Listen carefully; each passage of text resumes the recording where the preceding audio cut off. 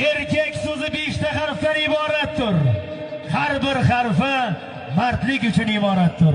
Mard erkakka chin do'st topmoq zo'r tijoratdir. Ba'zilar bor, erkak deyish xijolatdir. Sen otni ustida chopayotganingda o'zingni xuddi qanot bog'lab uchib borayotgandek his qilasan.